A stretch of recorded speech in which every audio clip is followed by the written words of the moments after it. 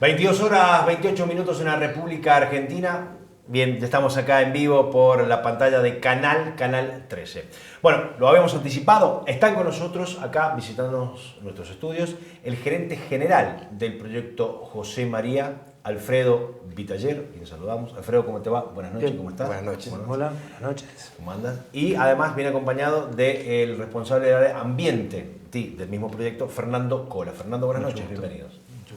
Bueno, ¿cómo andan? ¿Bien? Bien, gracias por la invitación. No, por favor, gracias por venir. Bueno, a ver, qué presión. Sí, qué presión, no ustedes, sino qué presión José María. ¿Sí? José María es algo muy, pero muy... Algo muy esperado. Esperado, Claro. Un proyecto muy, pero muy importante y además en esta instancia aparecen, por ejemplo, ciertas dudas. ¿Sí? Ciertas dudas que queríamos, lo hablamos con ustedes, me parecía oportuno poder tratarlas. Y arrancamos derechito, no damos muchas vueltas. No, nosotros es como más... Y en televisión, viste, los tiempos son acotados. Sí. La verdad que hay una duda porque hay en las redes sociales tanta cosa. ¿Dónde está la verdad? Y la pregunta es, y me parece que estaría bueno arrancar contigo, ya que sos el responsable de ambiente. ¿Hay glaciares en el proyecto José María? Ahora vamos a estar viendo las imágenes, pero ¿hay glaciares? ¿Realmente tienen glaciares? Bueno, José María ha presentado en su informe de impacto ambiental una línea de base muy amplia en la temática criológica, básicamente glaciares, de ambiente glaciar y periglaciar, y ha delimitado un área de estudio para, digamos, justamente estudiar la zona donde va a estar el proyecto José María, y en esa área de estudio hay crioformas, como por ejemplo glaciar, y uno de los glaciares más emblemáticos, el glaciar El Potro, pero en el área de estudio. Básicamente en la zona de operación, la respuesta es no hay glaciares descubiertos. Hay un glaciar, que es una crioforma, que se llama glaciar de escombros, que no va a ser intervenida por la operación de José María. Y hay otras estructuras que se llaman Protalus rampas, que también están presentes en el área de estudio. La operación de José María no afectaría estas estructuras glaciares o de ambiente glaciar en ninguna de sus etapas, ni en la construcción, ni en la operación y obviamente tampoco en el cierre. Esto ha sido una decisión de la empresa de ubicar ciertas estructuras de la mina para no afectarlas. De hecho, la estructura o el glaciar más emblemático, que es el glaciar El Potro, se encuentra aproximadamente a 5 kilómetros al noroeste del proyecto o de la mina en sí, que es donde va a estar la mayor actividad en la etapa de explotación. Así que un poco la respuesta es decirte no, en la operación directa no hay glaciares descubiertos, no se verían afectadas estructuras del área de estudio y un glaciar de escombros muy cerca tampoco se vería, que existe, no se vería afectado por la operación. Eso está Toda contemplado en el impacto ambiental. Toda esta información está volcada en el informe de impacto ambiental, que está siendo evaluada en este momento, desde marzo a la fecha, por los 15 organismos de control de San Juan, que se convocan a través del Ministerio de Minería, que se llama la Comisión Interdisciplinaria de Evaluación Ambiental Minera, la conocida o llamada CIEAM. Así que toda esta información y esa línea de base completa está a disposición de los evaluadores de cada uno de los organismos de la Comisión CIEAM. Bueno, aprovecho el tema glaciares, que está muy vinculado directamente con el tema agua. Perfecto.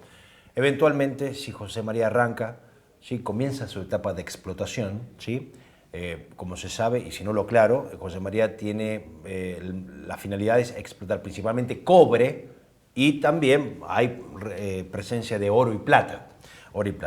Ahora, la pregunta es, nosotros acá conocemos de lo que está en funcionamiento que para hacer la separación del mineral de la roca se utilizan procesos de lixiviación, concretamente con la utilización de cianuro. ¿Ustedes tienen planificado utilizar cianuro en José María? Bien, es una muy linda pregunta.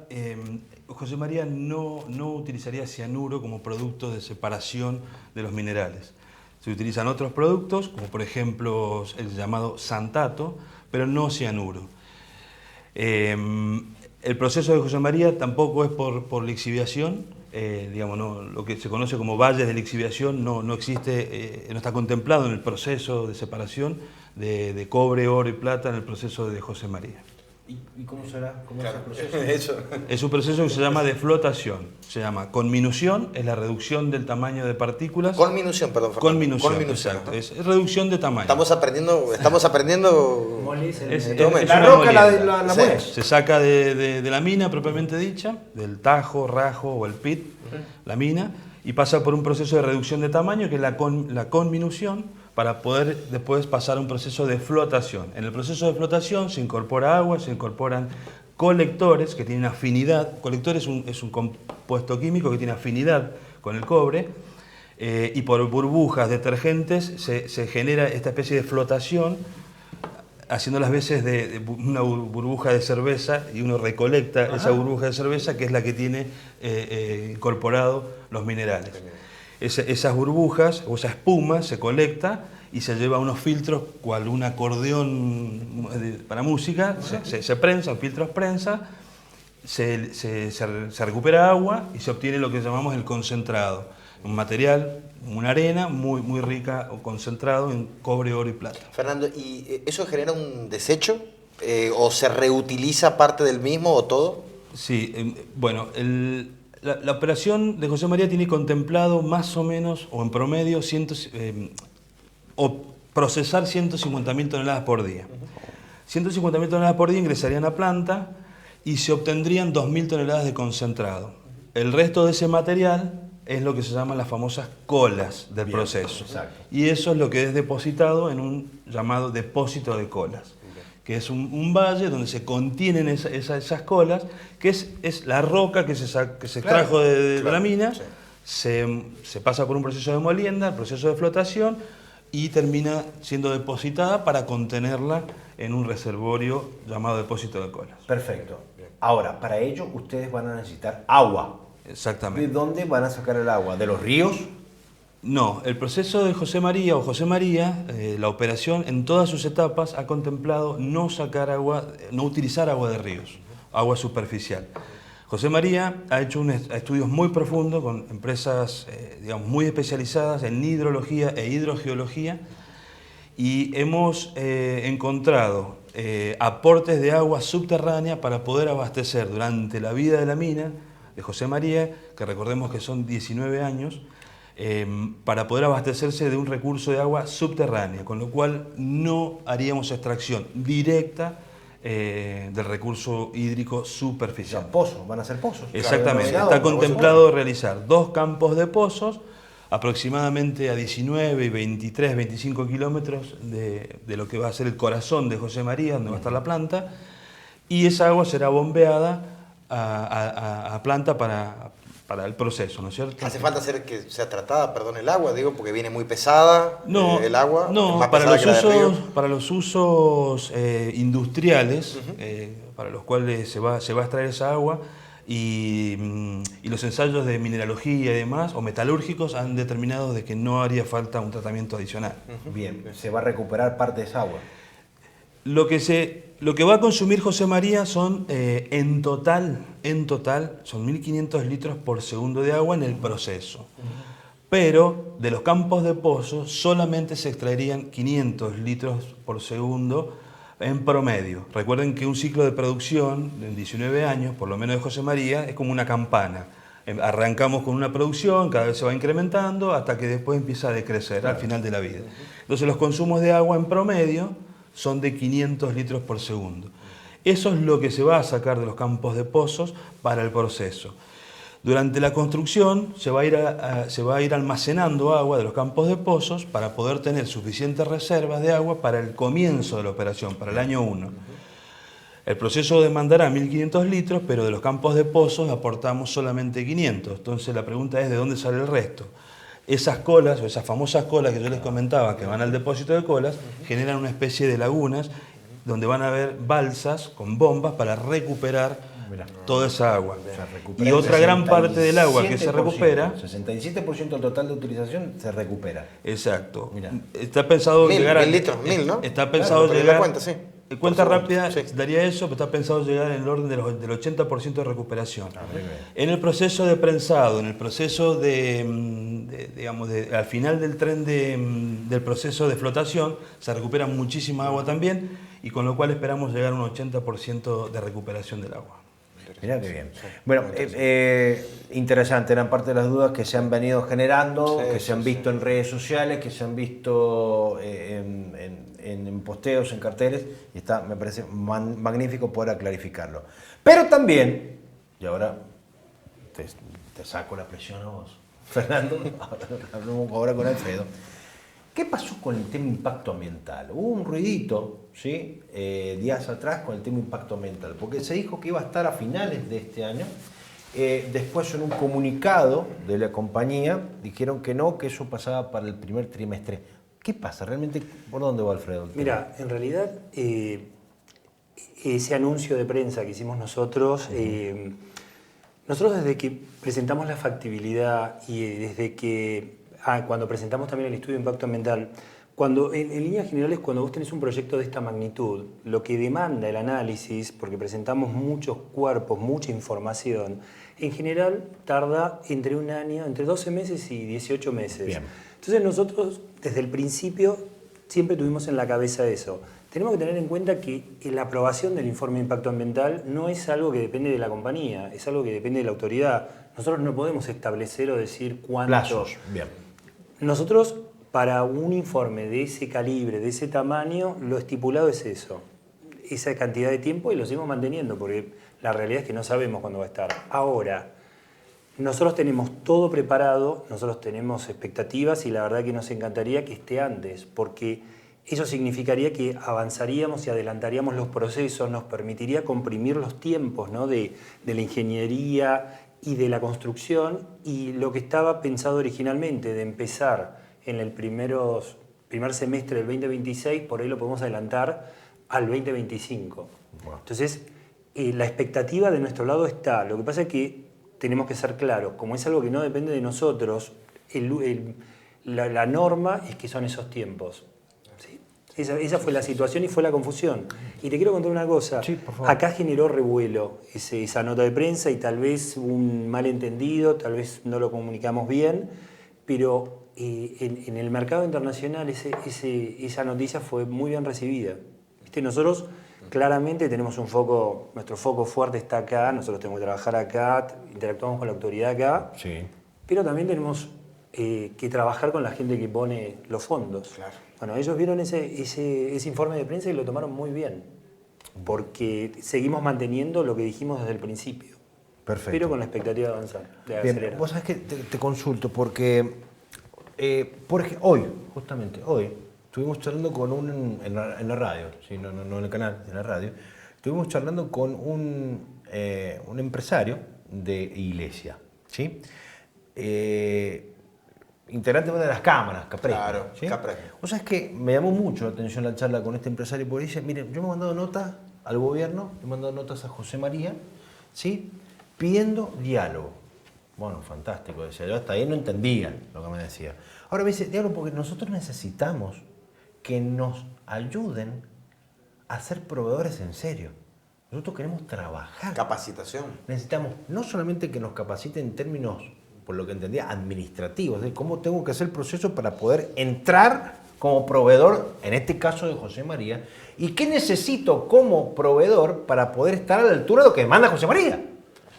Queremos diálogo. A mí me llamó muchísimo la atención y la pregunta es la siguiente, ¿cuál es el desarrollo que ustedes están teniendo con el tema de proveedores? Bueno, nosotros me gustaría hacer una separación, ¿no? Dale. Y esto también, nosotros tuvimos una reunión donde nos juntamos con 12 cámaras, ¿sí? Sí. En Rodeo, hace un mes más o menos, y hablamos de este tema. Nosotros ahora estamos entrando en un mes o dos, empezamos una nueva temporada de exploración, donde nosotros en realidad es una temporada de exploración muy importante. Históricamente José María tiene unos 70.000 metros sondeados. Esta temporada sola vamos a sondear 66.000. O sea, casi vamos a duplicar. Oh. ¿Y qué vamos a trabajar ahí? Queremos incrementar el conocimiento en lo que es geotecnia, que es cómo responden las rocas. Bien. Queremos tener más información de agua, vamos a hacer una campaña de agua. Vamos a trabajar con glaciares, porque a estos cuerpos que describió Fernando los tenemos que analizar, entonces vamos a trabajar junto con las autoridades. O sea, es una campaña muy completa, pero eso es exploración. Bien. Nosotros, una cosa que es importante tener en cuenta es que los famosos 3.000 millones de lo que se viene, de la construcción. De la inversión. Primero tienen que pasar cosas. Los tienen que aprobar, o si se tiene que aprobar el informe de impacto ambiental, todavía no está. Después, inmediatamente arranca una secuencia de permisos. Nosotros no podemos empezar a hacer nada si no tenemos los permisos sectoriales. Entonces, para nosotros, si todos los planetas se alinean y pasa todo bien, pensamos que esa secuencia arranca a mediados del año que viene. ¿Sí? Entonces nosotros ahora estamos en una etapa de prepararnos, estamos haciendo la transición de exploración a trabajos tempranos de construcción. Estamos, y dentro de todo eso estamos tratando de generar un vínculo y una interacción con los proveedores, ¿no? Que el trabajo que estamos haciendo es capacitarlos a los más pequeños. Obviamente que en San Juan hay proveedores de todos los calibres, ¿no? Tenés proveedores muy grandes y tenés proveedores chiquitos. Nosotros hoy estamos enfocados con desarrollar en algunos ámbitos a los más pequeños. Y mientras tanto estamos sacando por ahí, estamos cambiando el formato, porque en general las compañías de exploración, no solo en San Juan, en toda Argentina, trabajan más con la contratación directa, no se hacen grandes licitaciones porque no vale la pena, son programas más pequeños. Pero nosotros empezamos a implementar algunas licitaciones con un sistema nuevo, que es hay una plataforma preparada por una compañía sanjuanina que se llama Minexus, una plataforma que se llama Codim, donde se registran los proveedores y cuando nosotros, no sé, vamos a hacer una licitación de sondajes, buscamos los proveedores, sabemos cuáles son de lo que llamamos el Halo 1, que es el departamento de iglesias, el Halo 2 San Juan. Y estamos en ese proceso, ¿sí? Estamos apuntando, y esto lo explicamos a las cámaras. Nuestra idea es que cuando empecemos el real proceso de inversión a mediados del año que viene, este sistema lo tenemos que tener totalmente aceitadísimo, probado. claro. Pero hoy estamos en esa transición y claramente ellos tienen que alcanzar determinadas condiciones y nosotros estamos poniendo en marcha un proceso. Te consulto sobre eso que justamente estás diciendo, Alfredo, porque entiendo que puede haber sido, y que tiene que ver con la palabra, un desentendimiento, probablemente lo que ocurrió con Modular Homes, porque claro, luego de eso hubo reuniones, entiendo, con las distintas cámaras, porque hubo algunas protestas al respecto de los procesos y lo que es por lo menos cómo inscribirse en lo que es esta nueva plataforma. ¿Cómo se ha resuelto aquello? ¿Cómo se les ha explicado? Y si se ha tomado una decisión diferente a lo que se venía ya tomando, instaurando. Ahí claramente tuvimos un aprendizaje. Nosotros hicimos una exigencia muy fuerte al proveedor que contratara a todo sanjuanino. Y contrató a todo sanjuanino. Pero la gran exigencia fue que no era de iglesia, que era de la ciudad. Entonces, y nosotros le transmitimos a los proveedores que nuestra prioridad era el Halo 1. Y en realidad terminamos contratando a Halo 2, que es San Juan. La realidad es que todos los que están trabajando son sanjuaninos, sí, pero no son de Halo 1. Y eso fue un poco revuelo de Capremi, qué sé yo. Decían, yo podría haber hecho ese trabajo. Bueno, aprendimos eso. El mensaje que le transmitimos al que contratamos nosotros no fue absolutamente claro. Se tomó, lo dijimos en esa reunión, fue un aprendizaje que lo vamos a plantear y lo vamos a utilizar hacia el futuro. O sea, esto no te digo que es prueba y error, pero tenemos que entender un mensaje que también transmitimos el otro día en una presentación. La compañía, cuando presentamos el informe de impacto ambiental, éramos 26 empleados. En agosto éramos 54, el lunes está entrando el número 100. Ah, mirá. Y esto es un proceso de crecimiento. Antes nos conocíamos todos de casi toda la vida, porque los empleados, esos 26, trabajan hace 15 años, 10 años. Y ahora yo entro a la oficina y hola, ¿qué tal? ¿Quién sos vos? Claro, una cosa así. Tu nombre, en qué área trabajás, o sea, y eso también es parte, es como si vos... Sí, te entiendo, está clarísimo. Empezás a trabajar con 50 personas. Pero aparte, Alfredo, toma tiempo eso, ¿no? Es un proceso que toma tiempo. Y muchas veces los tiempos empresariales o de procesos no son los mismos tiempos que tenemos quizás fuera para otras esferas de la vida. Mira, nosotros estamos trabajando mucho en el manejo de la ansiedad, porque yo le dije en esa reunión, comenté, esto hay que pensarlo como una maratón, 42 kilómetros. Nosotros vamos a ser socios con los proveedores durante la construcción más los 19 años de mina, o sea, qué sé yo, 25 años de socio. O sea, esto es una maratón, estamos en el metro 20 y nos estamos prendiendo fuego. Vamos despacio. Claro. No. Sí, es real, es bueno el Se ejemplo. entiende, claro. Sí, y es un proceso que también lo hablamos y es un proceso que tenemos que ir creciendo los dos, tenemos que aprender las dos partes a ser contratista, proveedor, ¿no? Y bueno, estamos en eso. Mira, te consulto otro tema, porque en estos últimos días se conoció que finalmente se reglamentó el decreto, denominado en su momento, dicho decreto, del fomento de las exportaciones. ¿Sí? Un decreto del gobierno nacional, por cierto, lo contextualizo bien, por el cual se le da un marco específico para todas aquellas empresas que exportan, que están trabajando en la República Argentina y que exportan. Entre ellos también la minería está incluida en este decreto.